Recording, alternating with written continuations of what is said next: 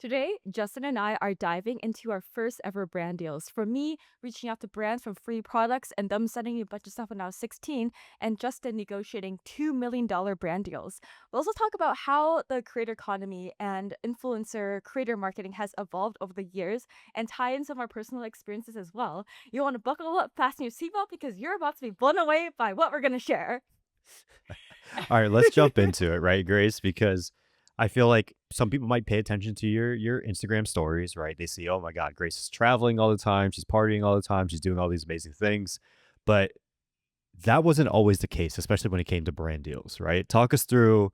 You found this sort of gold mine at the. You texted me this at the beginning of the week. Walk our listeners through what you're talking about. Yeah. So what actually inspired this podcast episode topic about like brand deals over the years was I'm currently living in a content creator house in LA, and I was digging through. I was just gonna reach out to like more brands. I've rarely done outbound, but this time I want to do outbound for more like lifestyle fitness brands and do like beyond my tech bro, design bro content. So I found my old emails. So when I was 16, I was DMing brands for free products. This is like 2017, 2016. I was like senior in high school slash freshman, sophomore in college. I was DMing brands for free products, and most of them got back to me. So I sent out about like 250 emails, and I got about 50 packages, which is like a 25% rate. But given that I was a minor and I didn't know how to negotiate, and back then I feel like the success of a content creator is getting free makeup, free products. I was just like, damn, this is so nice. I was getting free products. So I got a lot of like free clothes, free like healthy food, like drinks, um, running clothes, running boxes, and things like that too. And all I literally had to do is like post about it and write a review about it too. And today, it's about 8 years later. I've DM'd like 30 brands, but like 10 of them rejected me, and the rest ghosted me. So the creator road has changed a lot over the past year since like 2016, 2017 to 2025. But I can take us a dive through about how young Grace, without ChatGPT, wrote these emails if you want to see too. No, I think that's amazing, and I think to your point, right? Like things have changed a ton because I would say back when you were 16, 17, sending out those emails, I mean, 25% hit rate, that's amazing, but you're probably at the top of the world or felt like you were at the top of the world because money wasn't really important back then, right? It was just more of like, oh my God, brands are sending me things. I even remember at the beginning of when I started with Declassified, right? It was like, I'm just kind of doing this to try to get free stuff, you know? Because that was cool. And times change, bills get higher or you get bills. And so incentives changed around everything, but obviously the sort of influencer market has matured as well, right? I would say you getting free products back then is probably the equivalent of Xander getting free products in TikTok Shop nowadays. And so if you're confused of who I'm talking about, Xander, check out the episode that just came out before this one, where Xander's diving into TikTok Shop and now he's making like hundreds of thousands of dollars a month on TikTok Shop. But basically, he gets free products whenever he asks for it now. And before the growth hack for like D2C brands was influencer marketing, just gifting products back in like when we were 16, 17 years old. And nowadays it seems like it's that same gifting, but instead of for influencers, it's for TikTok Shop. So it's crazy how times have changed. But let's jump into your emails that you cooked up as a 16-year-old. Yeah, I'm so proud of them. I can't believe Grace at 16. My friend said it was like alpha mindset. And I'm just like, you're right. Like, I was so bold at 16. I don't know. I don't think I got it from my mom or something. Let me just share my screen and I can show you some. But it's kind of crazy because I feel like back in like 2017, 2016, 2015 time, like a lot of brands, they care about followers and now they care about like engagement metrics. It's no longer about how many followers you have, but how much they engage and how much they're willing to buy. They're getting more strategic because back then they're kind of like throwing spaghetti at the wall, like, oh, if you create like food or lifestyle content, you get free content. But now you need to like show ROIs, and I feel like brands are more investing in more longer term campaigns. But let's take a step back into former Grace. So this is like all my sent mail. I had another email. I run Grace Pays, a picture of me running because that was my brand. Um, and I've sent this is kind of like really really cute. I sent like blogger like product review request exclamation mark blogger food art request. So the kind of content I was making was my this is mostly for my art Instagram graceful.food, where I just like post food art and I feature like different brands on there. And then I had like a Tumblr where I like tagged like food art. So these are like the brands that I would work with that would give me free product. So like design these like cute little platters for it, and I'll like write a review about a food. So I was like, ooh, blogger request. So I'm just gonna open a random one. Oh, and I would find the emails through so how I actually sourced these brands was I on Instagram, I followed all like food bloggers and I would see what kind of products they were working with and tagging, and I would just like save them. I would like screenshot all of the Instagram handles, go on their website, find their email, or go on their contact us section to find their emails. And I'll send them this during email, not Instagram DM, but email. So there's a couple. So I'll show the latest ones. Let's see, Smart Sweets collab. I was just like, um, I think I sent them another message. Let me pull up a better one. And also like I never tried any of these other foods before. I was just like, these brands are collabing with creators. I just want free stuff. I'm a kid. I want free stuff. Yeah. So let's But you do. were you were strategic though, right? So let's break that down, right? So you didn't really know what you're doing at the beginning. So what you did was you followed a bunch of bigger bloggers, creators, right? At the time. And then you went through their posts and you would find the different brands that they're working with, or whether they be foods, D2C brands, ecom, whatever it may be, right? And then you would figure out like their email essentially, right? From either their Instagram page or you probably found their YouTube page and you could scrape their email from there. And you're just sending out emails, right? Did I walk through that process pretty well? Yeah, yeah, I did. Big brain grace. But let's dive into these emails. So I literally copy pasted everything and just like changed out by like, hi, this like the company name here. And I was just like, hi, I'm Grace. I run a healthy food, art, lifestyle blogging Instagram. Oh, by the way, if you're watching on like Spotify, YouTube, have a screen sharing right now, but I'll read through in case you're not watching on video or you're like commuting or something. But like I'm like, hello, I'm Grace. I run a healthy food art slash lifestyle blog and Instagram. I would love to write a review and make food art out of Kalat Superfood, since it's something I think my audience would enjoy. My food Instagram has about 2,600 plus followers. I make food art for each review. The link is this. My blog has 6.6K followers. I link all my food art reviews can be found here. Every post is free of charge, and all I need is the product. If you'd like to discuss this in detail, please contact me at email. Looking forward to be in contact soon, smiley face Graceling. Like, I think I was just like a kid. And my first emails, I'll show you later. I talk about I show my age, which I shouldn't be doing that. But I was just like, every post is free of charge.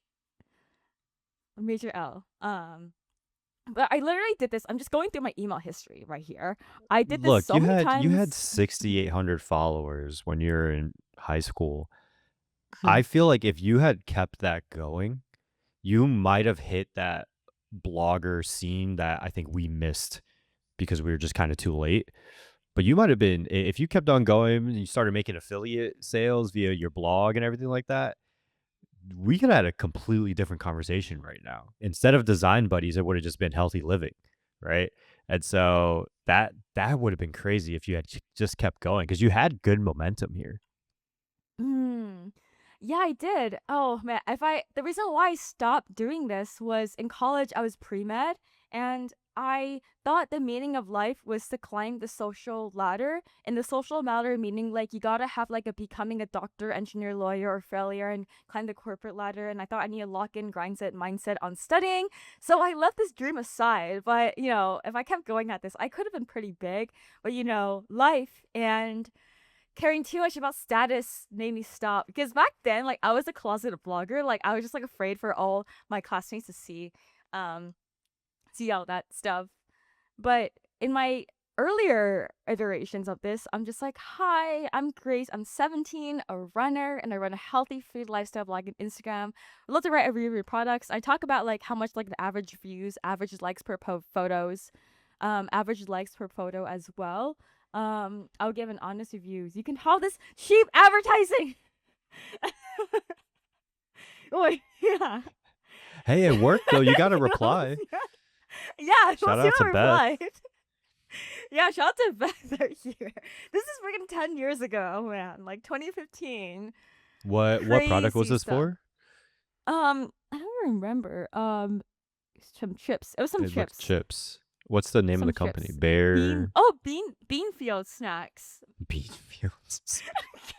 Are they still What is bean? alive? Let's see. I don't know. Let's see. Oh, oh, I guess not. This is like a no. This is doesn't look like a scam. I don't think they're still alive. Bean Fields chips. Beanfield No, snacks. I think they are. I think they are. Vegan Oh, chips. Beanfield. Oh, I love vegan chips. Maybe hit them up again. I thought of like I hit up these brands like 10 years later. I don't. They're not sending gifted products anymore. I should like hit them up. You should I send the don't know. screenshotted email where they replied and be like, "Hey, 10-year reunion?" Question mark. Uh, I should. Wait, yeah, I should do that. Um, they probably will. yeah, they're I feel still like they're the still going. I mean, they're expensive though. Holy sh! Beanfield. How much are they? Beanfield snacks 31.99 for a bag of for like a bag of chips. chips.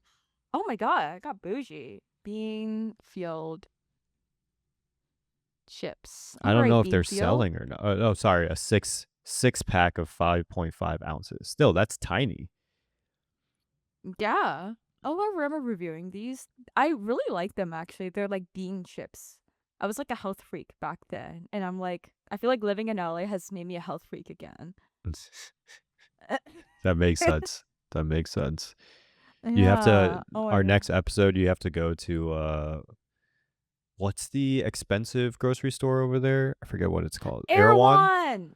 Go to Erewhon, get the Haley Oh, Bieber smoothie and drink it and give us I. a live review. Oh my god. I'm I should sorry, I do can't that. Give me like justify what is it like $15 smoothie or $20 smoothie or something crazy $20. like I that. have a review on my TikTok about the Haley Bieber smoothie. I'll probably get the blue one instead. Dude, it sucked. Like I rated it a 3 out of 10 because it tasted like basic AF. It's just like a basic strawberry vanilla smoothie, but they add like sea moss and stuff to it. Oh, Um, okay. Well, can I let me show you my first yes, I want influencer to see it. deal. Here's the horror story. This is bad. This is bad for the company, not bad for me. I'm grateful that I said no to it Hmm. essentially.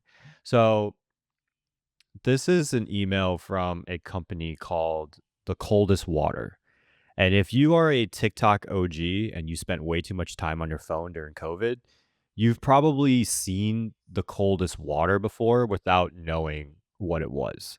And basically, you can think of them as like a bootleg Yeti, so to say. They sold water bottles, they sold coolers, things of that nature. And so they hit us up, or when I say they or us, it was declassified when we were around 100,000 followers or so. And I was hyped. I was like, oh my God, this is my first inbound email. Let's check out this brand deal. And I click on it. Look at this salary, $70 for 10 Ayo. TikTok videos featuring the Aya. bottle, which is insane. Ayo. So if you guys ever remember a guy singing and he would throw like this bottle of water, like this water bottle on in front of the camera before he starts singing, or there are all these creators that were like finding a way to integrate this water bottle into their content, more than likely they weren't getting paid anything for these videos. And like, yeah, sure, you get an 8% commission per sale, but like that's nothing. You know what I mean? And what are the chances that your random viral vlog is going or video is going to go super super viral and convert a bunch? They're still making 92% of that sale that you created.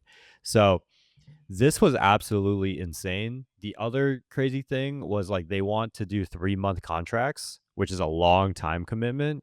And with all that, they said, "We believe this provides a stable income with the possibility of earning much more." And I'm just like, this is insane. And for those who are listening, for context, typically they tell you to charge like for every 100,000 followers you have, like 10,000. And obviously that changes depending on the niche that you're at. These guys wanted, and that's per post. These guys wanted $70 for 10 posts. So $7 per video, which is absolutely insane. But yeah, this was one of the first brand deals that I ever got. A cool little like fun story on this was during when Colin and Samir were just starting to take off. I like to say I was one of the early followers there. They were asking for people to send in their worst brand deals. And if you see in their video about worst brand deals for like creators or whatever, they actually use the screenshot or this email. So I actually made it into one of the old Colin and Samir videos. They didn't mention me, but my email made it. So that's pretty dope. But yeah, coldest water was one of the craziest bad deals that I've ever received, and it was one of the first ones, if not the first one that I got.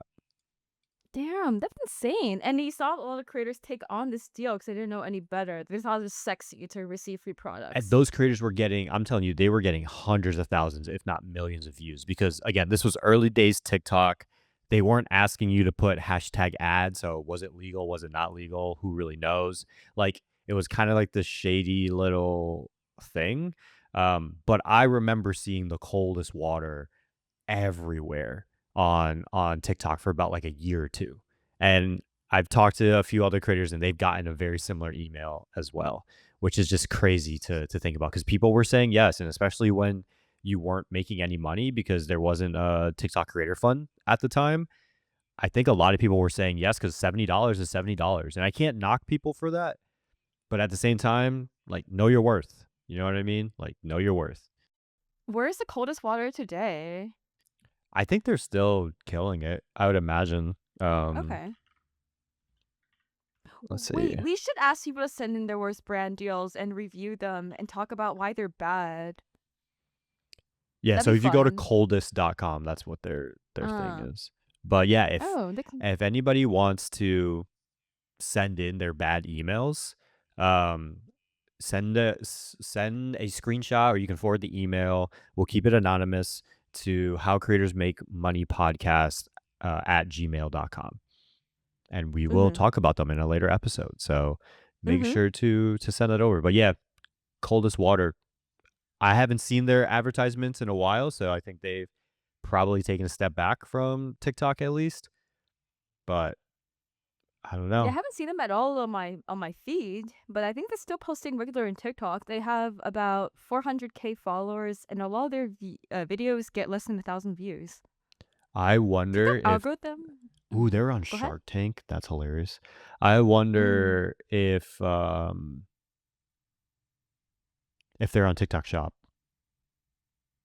yeah, I can't use my yeah, I'm using my phone to record, so I can't see it, but crazy. let's see. Yeah, I'm also using my phone. That's my camera, so I can't see it Yeah, so either. I can we'll check with that and then we'll come back. But do you have any other brand deal stuff that you want to go through on your side? Oh, yeah. I feel like I have so many horror stories of brands, and overall, like my takeaway is if a brand pays you something really bad. Okay, so like just for some numbers, I right now the average I get paid for a LinkedIn post is about $3,000 USD, and I have 51K on LinkedIn. But I have brands come up to me like, "Hi, $50 a post or like $50 a newsletter." And I feel like if brands are paying you like anything less than 100, anything less than 500, they're not valuing your work. Um I have some horror stories. I'm trying to remember them because I try to forget them. Um, there was one time I someone wanted me to like post his um I don't remember his name, so I can't pull up the email, but I remember it was just like really cheap, like $50 for email thing. And I don't know why I decided to do it. It was like early days of Design Buddies when we had like about 10,000 subscribers on our email list and a 50% open rate and like a 3% click through rate. He was just like $50 to like put his like consulting thing. And then um he got like really mad at me because not a lot of people clicked on it. And he like did a PayPal chargeback. Um yeah. Uh for That's 50 crazy because fucking you didn't dollars. guarantee Yeah. any views though. Yo, I never guarantee anything. Like people click on stuff they want to click. So I feel like as it's important to have a contract to not guarantee any number of clicks or views. But he did a chargeback on PayPal and that was pretty insane. Um Yeah, I think yeah. again it all kind of goes back to contracts, right? And I've had to kind of speed run not becoming a lawyer, but understanding lawyer terms and things of that nature. So I have a couple friends who they like to guarantee views just to stay on the good side of brands, um, which I think is a good, like, it's not necessarily a bad thing to do unless you really mess up, right? And it's something that you don't necessarily have to do, but you can do if you feel like you want to. And again, that's just more of the type of business person that you want to be. For me, I have a very similar mindset to you, Grace, where like if someone is asking for something for free, it can go one of two ways for me. It's either something that's really good or someone that's just trying to like scam you for a free post, right? It's hard to tell sometimes, right? Because usually they're asking for free stuff at the beginning, but especially if it's like a larger brand and they're asking you for free stuff. Like I've gotten so many emails from Timu asking us to do free product reviews of Timu stuff, and we just never said yes to it. But it's like free can go one of two ways. Now, you should know what your market rate is. You can do your own research. Everyone niche is different, right? Grace's LinkedIn is going to be different than my LinkedIn is going to be different than yours who's listening, right? But know your market rate, do the research. Most of the information is out there, so at least you can get a ballpark. Typically, if someone is overpaying you, it's usually a good thing. Typically, if someone is underpaying you, if it's a brand that you use, it's typically okay because, and I'll show you why in my next negotiation stuff. But if it's a brand that you use and you actually like, it's, in my opinion, okay to take a lesser brand deal up front. Um, but if it's a brand that you don't want to use or you haven't used and it's kind of like a cash grab, I say only take that if the deal is too good to say no to. And don't get me wrong, Mhm. I've done that before, right? Um, but I would only say take that crazy brand deal if you're okay with losing that relationship with that brand. That's sort of my perspective on it all. Mm. Yeah, I resonate with that. For me, I feel like I made a mistake. Oh, wait. I have another horror story. Wait, oh my god, I just remembered. I had a really bad brand deal. Oh my god. I don't mind exposing them because I think boot camps are shady AF. Wait, let me pull up the email. Um, I don't want to really expose their name, but you might see it in my email. So, my thoughts on like free versus paid is I've done a lot of free stuff if I have like conviction in the product and I feel like I want to build a long-term relationship and I feel like it's like equal. For example, if a brand reaches out to me wanting to host an event together, I would do it for free if they do all the logistics, all the planning, all the catering. So all I literally had to do is promote the event to my audience and then I would get like co-hosted by design buddies and just show up and talk and shill design buddies. Like I'll do that for free if they're willing because it's also like helped me too. Um kind of thing. Like I've done so many free events like that. If they want me to like find a venue, catering, logistics, blah, programming, I'll charge them $5,000. Um and this includes like venue cleaning fee and all that stuff too and like my time and all that stuff. So I make about $4,000 of profit. Um yeah, and if it's like a brand, well, typically like I would ask also We interviewed Chris Do the other day, and he gave this like really great advice is if you don't know how to charge and you're beginning at this, you can ask the brand for creators similar to me, how much do you pay? And I've been trying that myself too, because I feel like for rates, um, I'm very flexible. Like if I like them and I want to build a long term relationship with them, I'll do it for like half off. And I've done that for other design tools or people with a lot of mutual friends or who are just like good people overall and they're just starting out, they're bootstrapped. I've done that. But if it's a company like Adobe or like I know they have a lot of money, a lot of resources, I would go higher. So it always depends. There's no standard rate.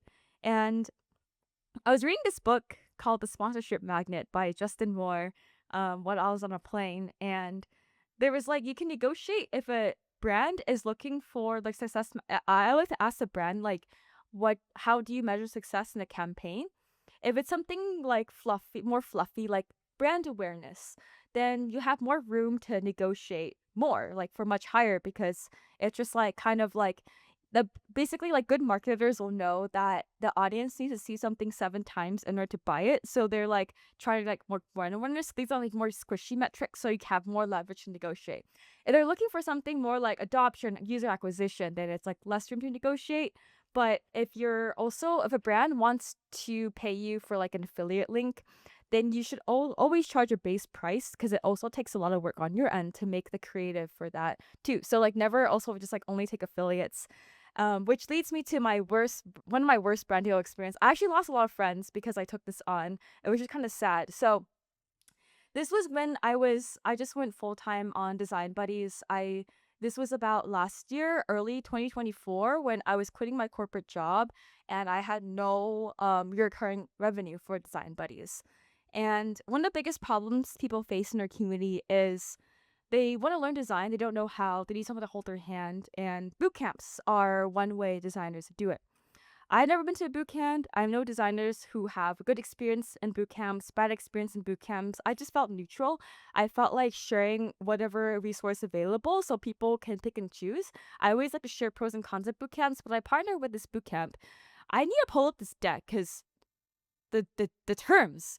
Okay, so like UX Design Institute was a boot camp that reached out to me and I just felt so cornered. Like they seemed like really desperate to partner up with me, Design Buddy, because we're the largest design community and mostly UX designers was their prime target audience. They paid me. They made me like make a landing page for like their boot camp, and then made me just promote them like every week and like make them like kind of a title sponsor, but they wouldn't pay me anything. They're only pay me like $1,000 if someone from my community signs up for their like $12,000 $4,000 boot camp. um they expected me to like do sales calls and just like be their sales representative. I wasn't getting paid anything. I was just like getting paid the commission rate. But I thought it was like a Were good you were resource, like you they having had. to Mhm. were you having to convert them? Yes. Well, I have to like get more sales call. I'm trying to pull up the email Design Institute. Like it wasn't like you create content and then you're given an affiliate link, they click on the affiliate link, they apply, and then their team tries to sell something. You were trying to sell their product for them, essentially. Yeah, they made me make a whole landing page for it. I have the deck. There's like a lot of decks. Um, I'm trying to That's see the insane. plan. It was like really crazy. Yeah, there was. Okay, I'm trying to find it.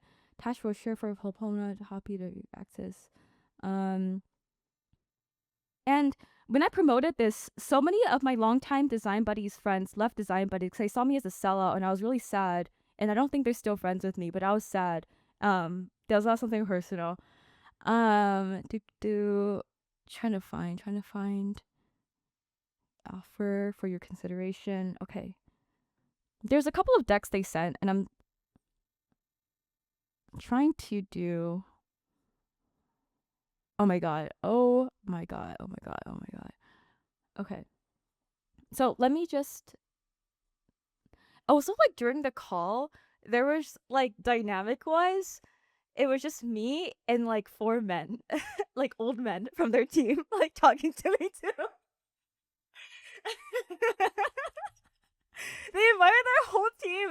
men just like looking down on me, just like sell us, sell us. I'm just like, That's ah. so weird.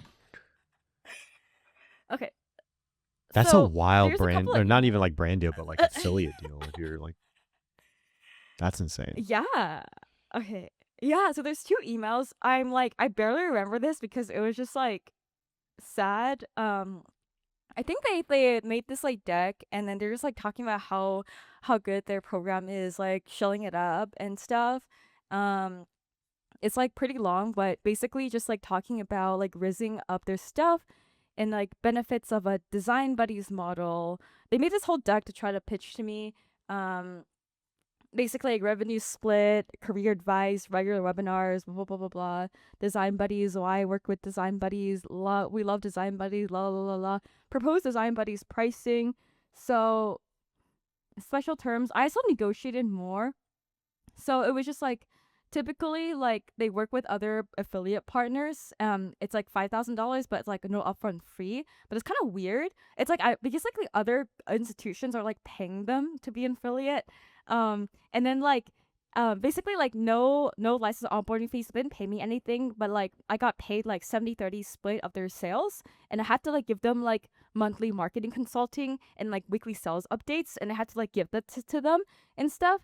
Um yeah, yeah, and there's stuff, but also like let me show you the final product. I just like kind of went back and forth with them like over email, and I just like needed access to that stuff too. um oh, and I was like there was a 70-30 split. 70% of the profit of the program was to UX Design Institute, 30% was to me. And then I was just like, hi, I want to explore like a higher split so we can just like not promote any of the competitors, host live sessions, create content to funnel people, design buddies with that. um I think I was just like really naive, and this was literally like last year. I learned so much. And this one was he's the head of commercial partnerships, and then he wanted to explore like a brochure. No, this is not us. I'm trying to find the deck that showcased. Oh, this one.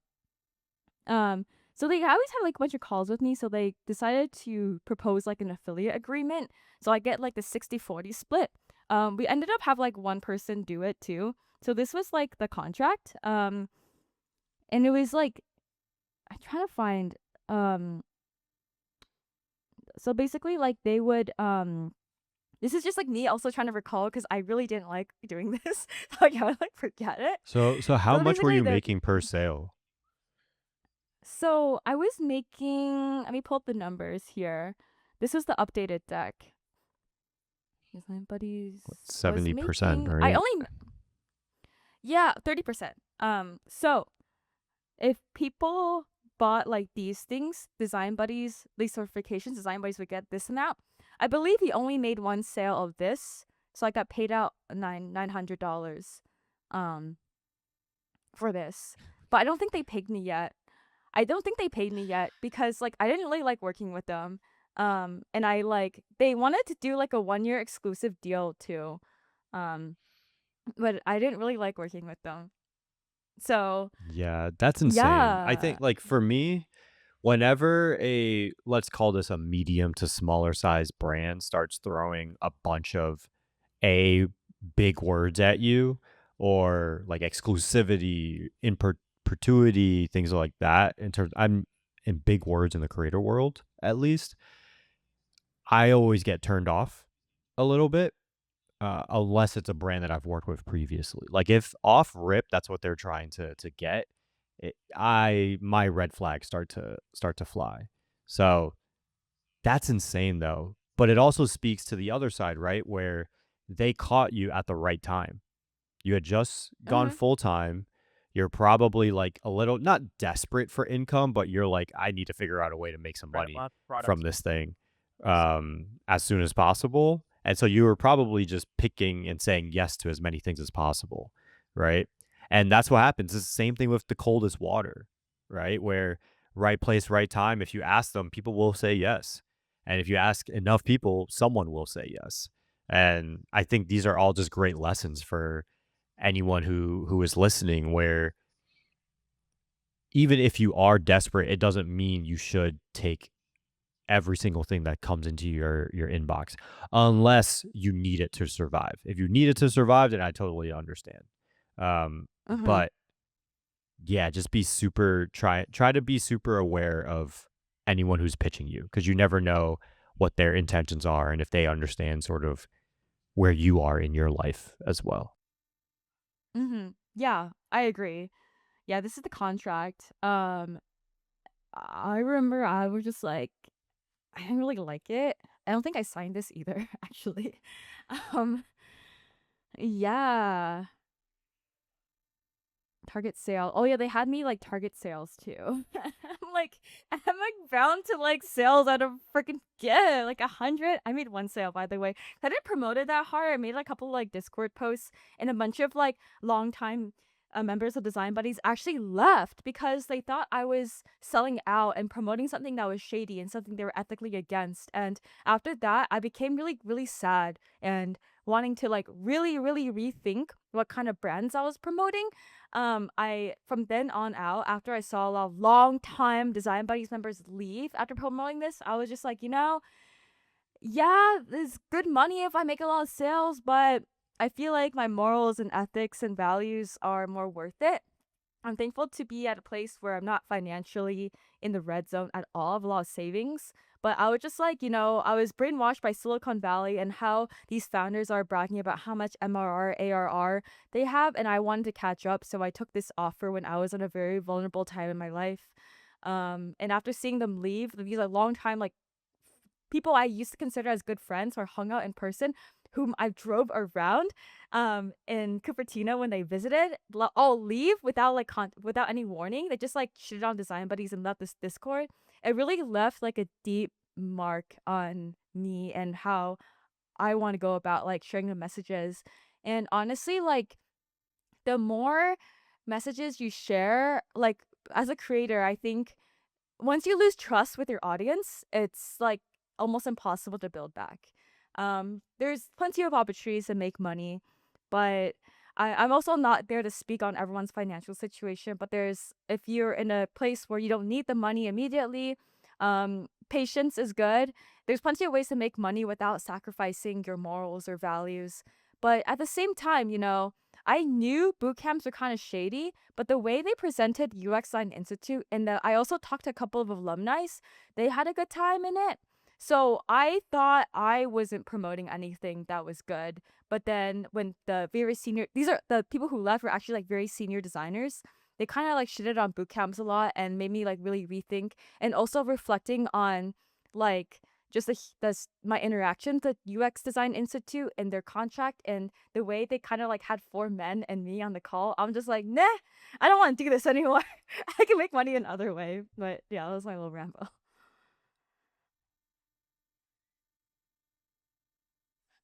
Oh yeah, it was insane. Not doing this again. Yeah, that's totally fair. Totally fair. I think for me, the lesson, right, whether it's me have taken a bad brand deal or whatever it may be, is no matter the situation that you're in, I think you should always ask yourself at what cost, right? Mhm. Because money is great, don't get me wrong. It can solve a lot of problems, but it can also create a lot of issues too. And I think both you and I come from a place where we're grateful that we do have like our businesses have done well in the past where we've been able to build up savings and things of that nature. But a question that I always ask myself now, especially, is but at what cost, right? Is it selling too much to the audience? Is it selling a product that will backfire on me in the future? Things of that nature, right? Like, I want to say that if FTX came to me and was offering the brand deals that they were offering people at the time, that I would have had the morality to say no. But at the same time, some of the money, some of the deals that they were offering people was life changing money. And I think you always have to ask yourself that question of, is that price worth what you're potentially giving up? And for some people and for everyone, that number and that efficacy and everything like that is different. But I always try to ask myself, right, like, but at what cost, whenever looking at Mhm. brand deals and stuff like that. Like, I know we talked about a lot of negative brand deals, but Justin, you negotiated like a $2 million deal. Can you walk us through what is happening there and how you got there? Yeah, and so we can get there. This is a tale of like a roller coaster, a bunch of ups and downs, which is insane. But it starts in 2022, and so I wish I could show like the screen share of the contract, but just because I believe I was under like NDA and stuff, I won't go uh or not necessarily under NDA, but I don't want to share like the company and everything like that that this contract was with. But I'll share numbers and things like that. So our first deal, which again, when I was talking about earlier of taking a smaller payment for a brand that you want to work with long term, that is exactly what we did here. So this deal was for 3 TikToks, 3 Instagram Reels. I believe we were at like 250, 300,000 followers across all platforms, if not more, at the time. Um, we charged $21,000 for that. So that was our first ever deal. I'm trying to see if there's anything interesting that we put into this contract. Oh, okay. So one of the things that I negotiated was because we were creating content and we had to travel places, I wanted to make sure that we had cash flow, right? So typically with brand deals, you'll get paid net 30, sometimes net 60. I've even had net 90, which is absolutely insane. And what that basically means is that brand had, or agency, if you're working with an agency, has up until that number of days after whatever that deliverable is to pay you out. And so if we were traveling and stuff, I didn't want to get paid out 60 days later because we would have had to put up all the upfront capital to travel, pay the creators, transportation, hotels, things like that. So one thing that I put into this was half of the total payment. I initially asked for half a payment up front. They said we can't do that, but they gave us half the payment due net 15 upon execution of the agreement. So once they sign the contract and I send the invoice that day, they have 15 days to pay out that invoice. So that was a little negotiation trick that I did, and then as well as since this was over the course of a 2 month campaign, I didn't want to have to wait another, again, 60, 30, 90 days after that 2 months was over and we finished the last deliverable. So I said the last half of the payment would be due net 15 of the last video posted. So that's how I was able to manage cash flow on that 21K for that initial deal. But that was probably the biggest, like in terms of total deal that I had done at the time, but one of the smaller like per video like amounts that I had done. So because we essentially posted 6 videos for 21,000, which breaks down to around what, like 3.5K per video, which was a little lower than what we were charging at the time. So that was deal number one. Any questions on that, Grace? Any thoughts? How much were you typically charging per video at that time, and how big was your audience? And what was the video about? So I think we were at 2,500 to 3,000, or 25 or 250,000 to 300,000 followers at the time. I think at that time we were charging, I want to say 6 to 8 grand, or like 5 to 7 grand per post. And that doesn't include like reposting it onto different platforms and everything like that. And for me, my perspective was because we were getting in front of a very hyper focused audience and a audience that has likely higher disposable income once they graduate, it's important for the brand to build reputation with them now so that once they graduate, they have that money to spend with the brand. That's at least how I was pitching it. Um, so that was that deal, 21,000. We complete it. We complete it summer 2022. So now it's back to school season. And I'm like, hey, would love to do a back to school campaign. And so I pitched them, let's see. I asked them on the call because they were like, oh, okay, these results are great. We want to keep going. And I say, hey, what's your budget for something like this? And so once I know what their budget is, I can just play around because I know how much it's going to cost me to make X amount of videos, whatever it is. And so as long as that's a lot lower than whatever the budget that they have is, I'm completely okay with being flexible and giving them basically whatever they want for that budget. And so for me, they told us that they had 50K for 15 videos, and they would want to do 6 different locations split between where our home base was at the time, Florida, and a few other states. So we were flying to a bunch of a few other places. So my initial proposal was 56,000 plus a few add-ons. Um, and if we wanted to stay within the budget, I said we'll do 12 videos plus some add-ons. And I think we came back,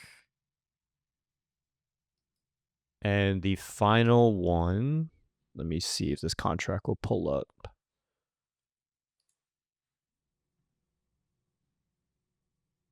And this is with that same brand that I was working with before.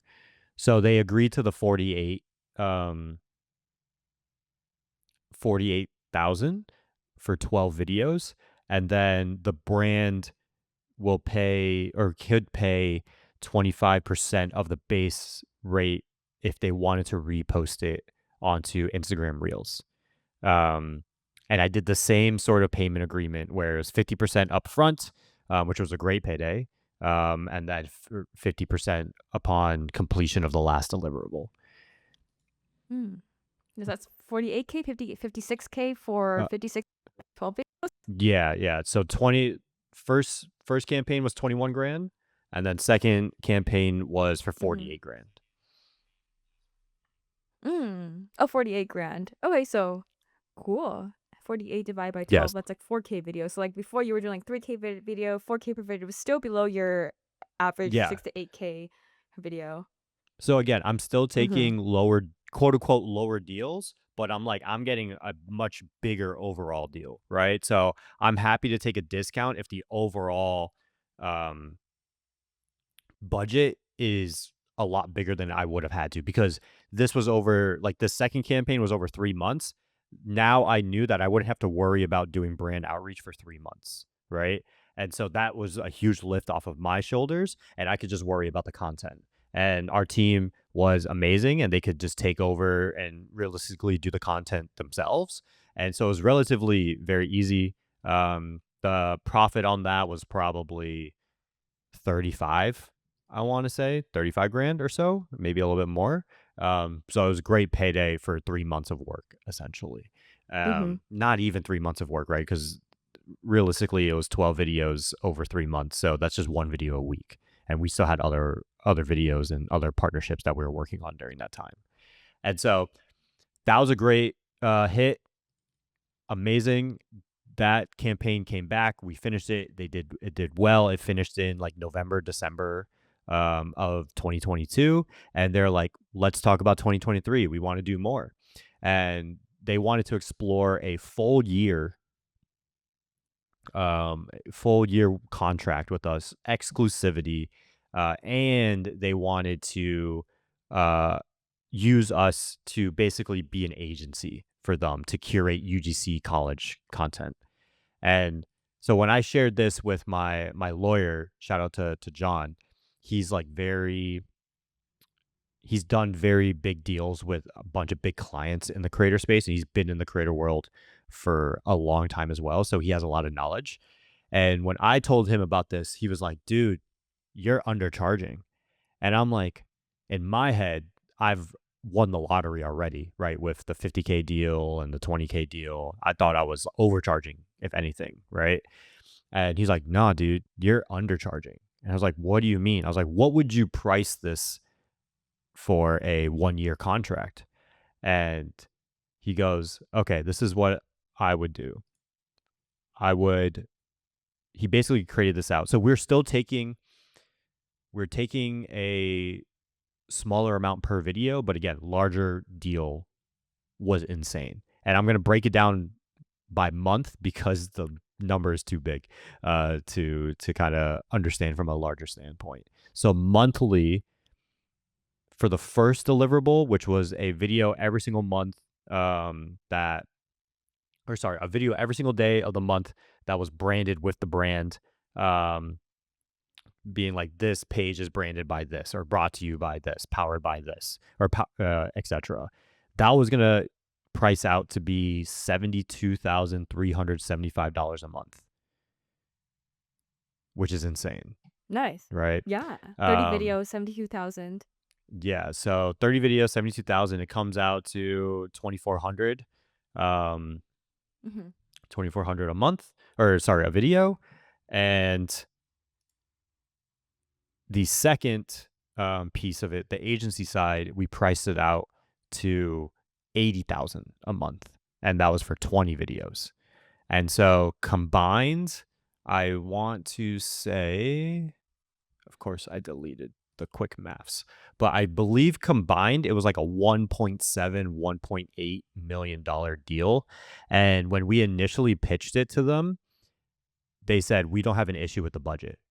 And I was like, A, I was like, that's insane that they just said yes. And then B, in the back of my head, I'm like, fuck, I just undercharged myself. like, um, which is insane. So we probably had another one or two meetings about the deliverables, like working through the logistics of the contract and everything. And we were on our last meeting basically before they were going to sign. And then ed tech or tech in general just hit the fan. And so their head of marketing got laid off, conversation stalled, their marketing budget got slashed to zero for the next like 2 years essentially. Um, and so we didn't actually get the contract signed, but it was an insane rush to see A, what brands would be willing to pay for, especially if you can, again, to my point earlier of like being at the right place at the right time. If we had just done this a month earlier, like if that first campaign had ended a month earlier and this one started negotiating a month before, probably would have gotten the deal signed. But yeah, absolutely insane roller coaster of emotions. Still recovering to this day because that would have been the biggest deal that we would have ever signed. But yeah, absolutely insane amount of negotiation and stuff like that. A lot of lessons. Wow. Wow. Wait, what kind of company, or like VC back, seed stage, Series A? Yeah, tech company, unicorn. I think Series F, I want to say, is the last time that they Oh. raised. Um, yeah, no, it was insane. Like I think earlier that year they had raised hundreds of millions of dollars or something like that. So they had money to burn, and they were about to burn it on us. But the freaking tech market hit the fan, man. But you live and you learn. It's great that I was able to get that experience, and just I think for me, just being able to see those numbers being pitched and people saying okay, validated my value that I had to the world. Um, but also it still sucks at the end of the day. Like that would have been nice to sign. Mhm. Yeah. And you're working with them again? Uh, 3 years later? yeah, we're still in talks to see how we want to work with each other now. Again, they're in a very weird spot where they haven't had to pivot necessarily, but they're changing pieces or building different pieces of their business model because of AI.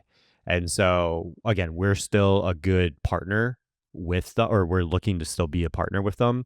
But their marketing team is like all over the place right now, like because of a lot of shifts have happened, but I still have a few contacts there. Mm. And would you say like the cause of the tech market, that was like 2023 when a lot of people were getting laid off. Is it because like VCs were pulling back spending, or like companies realized they spend too much money and they're pulling it back? Or like what happened there and what's happening now in your perspective, I and how it relates to forgot like sponsorships? I forgot exactly what had happened, right? Because so you had COVID, which everybody was laying off because they didn't know what was going to happen.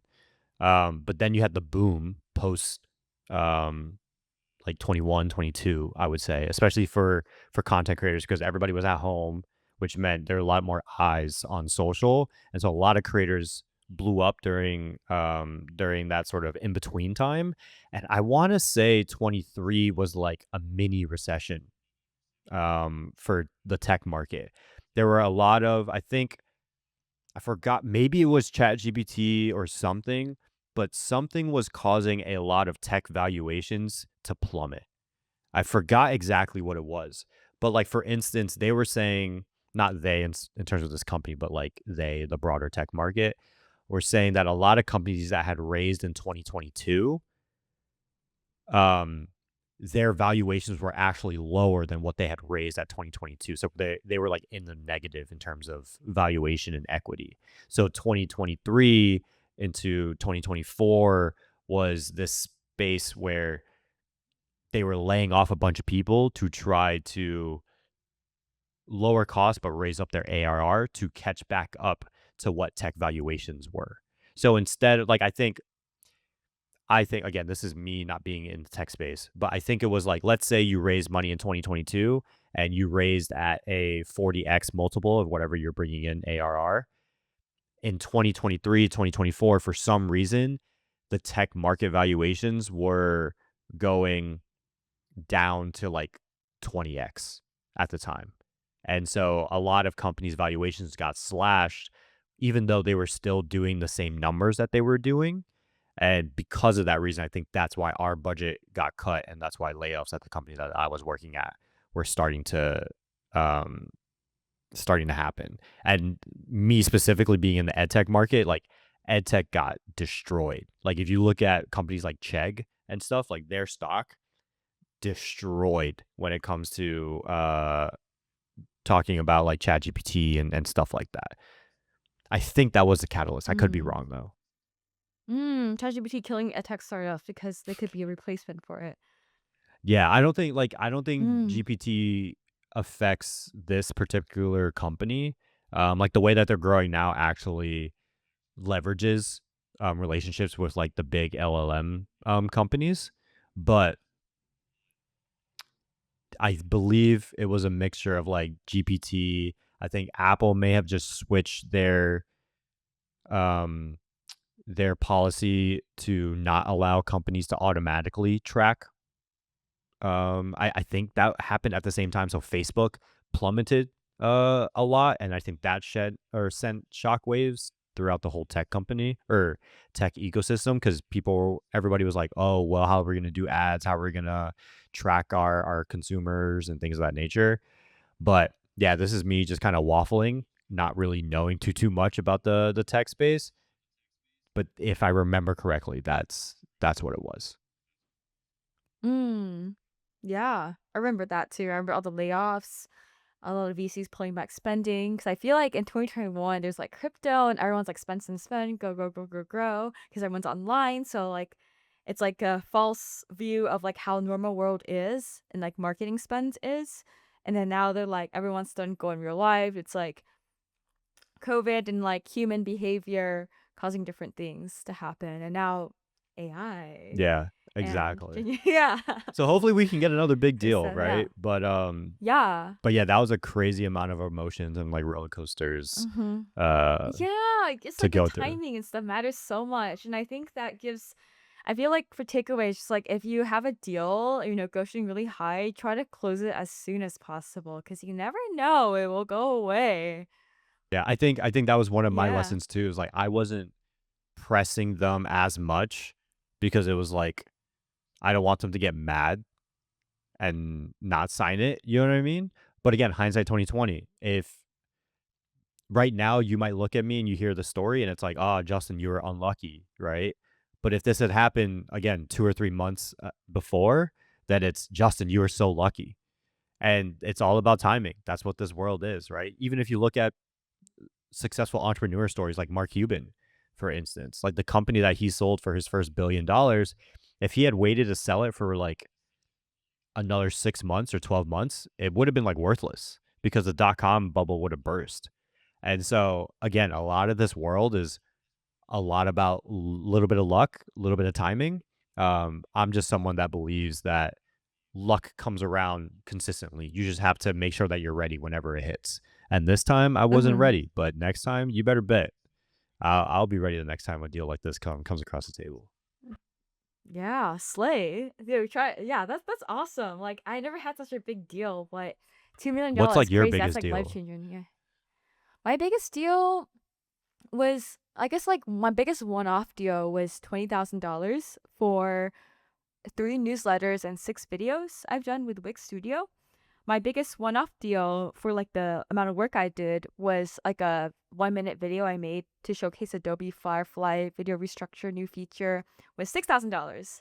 Um, Initially they pitched me at like 4 or 5K for my own self, but I offered to like post it on Design Buddy stuff and bumped it up to $6,000. Um, Typically average, I would say like the biggest, most money I've made in a month was $50,000 from a co-create conference with the sponsors and tickets and stuff. That was my biggest deal. I've never negotiated anything higher than that, but I am working on a long-term partnership with Claude Anthropic for like an AI and design educational course we're doing. If we can just like, I feel like AI and design is the new hot person in the room. Like, yeah, because like a lot of people are interested in doing that, and I think there's a lot of room to. It's like a room for early adoption right now in AI and design education space. So we're working on a cohort launching in fall, and we're talking to Claude to be like an exclusive sponsor of that. I'm definitely gonna be very charged really high for that. I need to like do some research and some due diligence on figuring out their budget is, but Anthropic Claude, they're doing pretty well. So hopefully they can be the next record breaker for amount of money we make for brand Let's do it. partnerships. Let's do it. I hope Yeah. so. I hope so. They got the budget for it for hmm sure, right? They're Yeah. I love Claude too. I use it a lot too for like content stuff. okay, interesting. I use GPT more than anything else, but that's dope. I don't want to use other ones because I've spent so much time like not necessarily training GPT, but just like it kind of understands who I am, how I write, things like that. And I don't know if I Mm. want to like spend the time to redo it on Claude essentially. But also I pay for GPT too. So I don't Mm. know if it makes sense to pay for multiple ones. Yeah, I pay for GPT too. The Claude free plan has been pretty great. I use it mostly for like converting my thoughts, my short form into like newsletters for design buddies. It gives me like areas to expand in and it has vibes. It speaks like more like human than GPT does. At least maybe I haven't trained GPT well enough, but it's been doing better for me Got you. for that. Okay. Well, I hmm think that was a great pod. I mean, we Yeah, talked it about was literally Slay. from $0 free stuff all the way to $2 million worth of brand deals. So hmm I think if you guys got any questions, feel free to hit us up on LinkedIn or something because we're more than happy to try to help you guys negotiate or whatever it may be because someone's got to get this bag and hopefully it's you or it's us. You know what I mean? And we're hmm negotiating for the pod too right now. So maybe we'll have some updates in the future. We'll let you guys Yeah, all know. we just pitched one of our favorite brands. I won't jinx anything right now, but I'm very excited. Me too. Me too. I'm excited too. Yeah. So we'll see how everything goes. But yeah, great pod. We'll see you guys next time. Your pod. Peace. W's in the chat.